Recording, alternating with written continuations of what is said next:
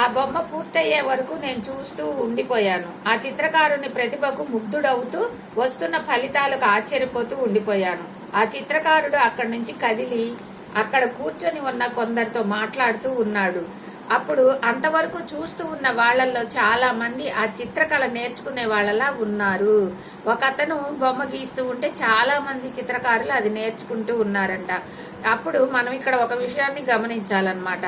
అతడు ఏ బొమ్మ అయితే వేస్తాడో వీళ్ళందరూ నేర్చుకోవడానికి దాన్ని చూస్తున్నారు కాబట్టి ఆ బొమ్మ వాళ్ళు చూస్తున్నంతసేపు అలానే ఉంటుందన్నమాట. చిత్రకళ నేర్చుకునే వాళ్ళలా ఉన్నారు. ఆ మొదటి బొమ్మ నమూనా లాగానే గమనించగానే కనిపించింది వాళ్ళ ప్రయత్నానికి. ఇందాక అతని ప్రయత్నించి ఉన్న విపరీతమైన తేడా. అంత తేడా ఉండటానికి కారణం ఇందాకటి వ్యక్తికి ఉన్నంత పరిజ్ఞానం వీళ్ళకి లేకపోవటమే. వీళ్ళు చూస్తున్నంతసేపు ఆ బొమ్మ అలానే ఉంది. అతను ఎప్పుడైతే ఆ చెప్పడం వేయటం ఆపాడో వీళ్ళు చూస్తున్న దాంట్లో తేడా వచ్చి ఆ బొమ్మ కూడా నెమ్మదిగా కరగటం ప్రారంభించిందంట. క్యాన్వాస్ మీద ఏం కనపడాలో వాళ్ళు స్పష్టమైన ఆలోచన రూపంలో పెట్టుకోలేకపోతున్నారు. అక్కడ ఆ బొమ్మని వాళ్ళు స్పష్టంగా ఆలోచన రూపంలో ఎలా పెట్టుకోవాలన్నది లేకపోవటం వల్ల ఆ బొమ్మ ఆయన వేసినంత కళాత్మకంగా లేకుండా తక్కువగా కరిగిపోతూ ఉందంట. అందువల్ల ఫలితాలు కూడా అలానే వస్తున్నాయి. బహుశా వాళ్ళ ఆలోచనలో ఏది ఉంటే దానిని మాత్రమే ఆ క్యాన్వాస్ చూపుతుంది కాబోలు. అది అలా ఎందుకు జరుగుతుందో నాకు స్పష్టమైంది. ఈ ప్రపంచంలో పెయింటింగ్స్ గ్యాలరీలు కూడా ఎవరైనా ఒక బొమ్మ వైపు చూస్తే ఆ ఆర్టిస్ట్ ఏం చెప్పదలుచుకున్నాడో ఎంతో కొంత భావానికి అందుతుంది. హాస్టల్ స్థాయిలో అటువంటి భావం 1000 రెట్లు పెంచబడుతుంది. దాంతో ఆ పెయింటింగ్ వైపు చూస్తూనే నాకు కొంచెం కూడా సందేహం లేకుండా అర్థమైపోతోంది. ఆ రంగులో, ఆ రూపులో ఆ పెయింటింగ్ ఏం చెప్పదలుచుకున్నాడో. చాలా మంది చూడండి మాట్లాడకుండానే పెయింటింగ్స్ ద్వారా వాళ్ళ లోపల మనోభావాలని తెలుపుతూ ఉంటారనమాట. ఆ బొమ్మ చూడటం వల్ల అతని మనసులో ఇది మనకి తెలియజేయాలనుకుంటున్నాడు, ఈ సాంకేతికాలు మనకు చెప్తున్నాడని చెప్పేసి అర్థమవుతుంది. అట్లాగే ఆ పెయింటింగ్ చూడటం ద్వారా ఆయన మనోభావాలు తెలుస్తున్నాయంట. అక్కడ నుంచి కదిలాం. చాలా మంది అటువంటి పనులు చేసే ప్రయత్నంలోనే ఉన్నారు. వాళ్ళ చుట్టూ గుంపులుగా గుమ్మికూడి ఉన్నారు. ఆ పల్లె ప్రాంతం అంతా కొంచెం ఎగుడు దిగుడుగా ఉండటం వల్ల ఏ ఇద్దరిని ఏకకాలంలో చూడలేకపోతున్నాను. ఒకానొక లోయలో సెలయేరు ఒకటి నెమ్మదిగా గలగల పారుతోంది. కొందరు గుంపుగా దాని ఒడ్డున కూర్చొని ఉన్నారు. చూడటానికైతే ఏమీ చేస్తున్నట్టు కనబడటం లేదు. మేము వాళ్ళ దగ్గరికి వెళ్లే కొద్దీ వాళ్ళు ఏ చిత్రకారుడి సృష్టిని చూడటం లేదని నాకు అర్థమైపోయింది. మన ప్రపంచం ప్రఖ్యాతమైన ఆర్కెస్ట్రాల లాంటి అందమైన వినసొంపైన సంగీతం లాంటి దాన్ని వాళ్ళు సృష్టిస్తున్నారు. ఇంకొక గుంపు ఏం చేస్తున్నారు, చిత్రకారులాగా చిత్రీకరించట్లేదంట. సంగీతాన్ని వినసొంపుగా వాళ్ళు వాయించడం మొదలు పెట్టారంట. వాళ్ళకు బాగా దగ్గరయ్యే వరకు నాకేం వినపడలేదు. దగ్గరికి వెళ్లేసరికి మృదు మధురమైన సంగీతం వినిపిస్తోంది. అంత గొప్ప సంగీతం నేను ఎప్పుడూ వినలేదు. ఆ గుంపుల మధ్యలో ఒక వ్యక్తి ఉన్నాడు. అతని ముఖం నాకు బాగా పరిచయం ఉన్న ముఖంలాగా ఉంది.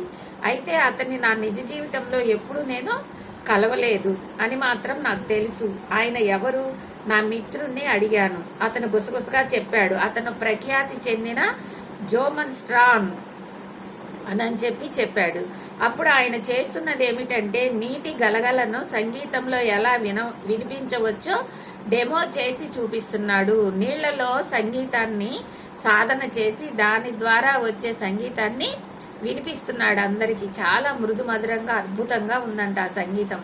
నీటితో వాయిస్తున్నాడంట. బ్లూ డాన్యూబ్ అనే పాట సంగీతాన్ని సృష్టించింది ఈయనే అని నాకు గుర్తొచ్చింది. ఆ సంగీతంలోని లయ చాలా మటుకు అక్కడి నుంచి తీసుకున్నదే. భూమి మీద కంటే ఇక్కడ ఎంతో మధురంగా ఉందని చెప్పాలి. ఇక్కడ అనేక ఇన్స్టిట్యూట్స్ ఉపయోగించి సంగీత సాధన చేసి అద్భుతంగా సంగీతాన్ని వినసొంపుగా వినిపించడం ఒక ఎత్తు అయితే, అక్కడ ఎటువంటి సాధనలు లేకుండానే ఇంకా అద్భుతంగా ఆ సంగీతాన్ని అందరికీ వినిపించేలా చేస్తూ ఉన్నాడంట. అది ఇంకా అద్భుతంగా అనిపించిందని చెప్తున్నాడు. నేను అలా మంత్రముగ్ధుడినైపోయి నిలబడి ఉండగా నా దృష్టి ఆ సెలయేటి అవతల తీరం మీద పడింది. దేవతా సంబంధమైన అందమైన రూపాలు కనిపించాయి అక్కడ. నేను విన్న ఆ పద్య సంగీతంలో వీళ్ళు ఒక భాగం. ఈ కొత్త వాళ్ళను చూడాలని నా మిత్రుడు అన్నాడు. ఎందుకంటే సమాంతర పరిణామం చెందుతున్న దేవాల ప్రపంచం ఉందని నీకు చెప్పానే, దానికి చెందిన వాళ్ళు వీళ్ళే. మరి అంత అద్భుతమైన సంగీతం వినపడుతుంటే దేవాల ఆత్మలు ఊరుకుంటారా? వాళ్ళు కూడా అక్కడికి రావటం జరిగిందంట. వాళ్ళు ఆ సంగీతాన్ని ఆస్వాదిస్తున్నారు. వాళ్ళని చూపించాడనమాట. మరి వాళ్ళేం చేస్తున్నారు? సెలయేటికి ఇటువైపు ఉన్న వాళ్ళలాగా కాక భిన్నంగా ఉన్నారేంటి వాళ్ళు అడిగాను. వాళ్ళు నిజంగానే వేరే కోవకు చెందిన వాళ్ళు కాబట్టి వాళ్ళు చూడటానికి కూడా వేరుగా ఉన్నారు.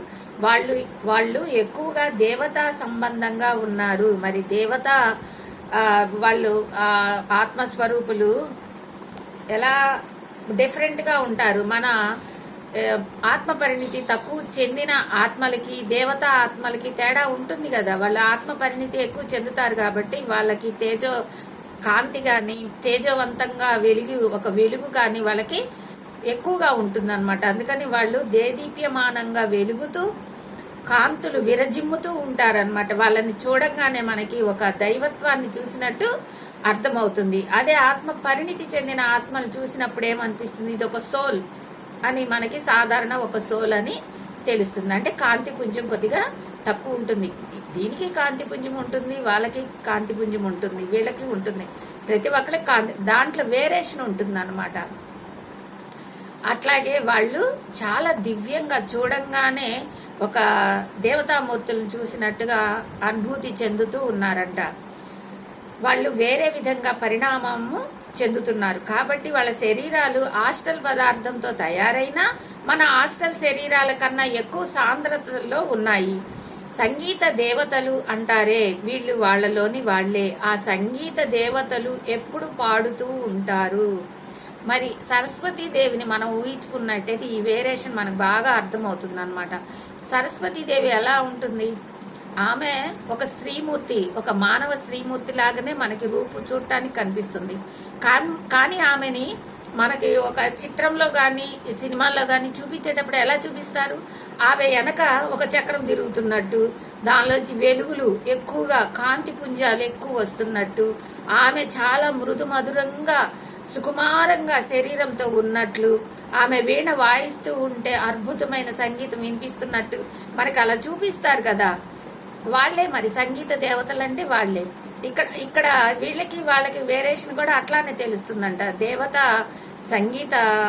సంగీతం వాయించే ఆ దేవతామూర్తులు, ఆ దేవతా సోల్స్ కూడా అలానే చక్కగా ఎంతో మృదు మధురంగా అద్భుతంగా దేవతామూర్తులు చూడంగానే ఒక దైవత్వాన్ని కూడగట్టుకున్న వారిలాగా మనకి అద్భుతంగా కనిపిస్తారంట.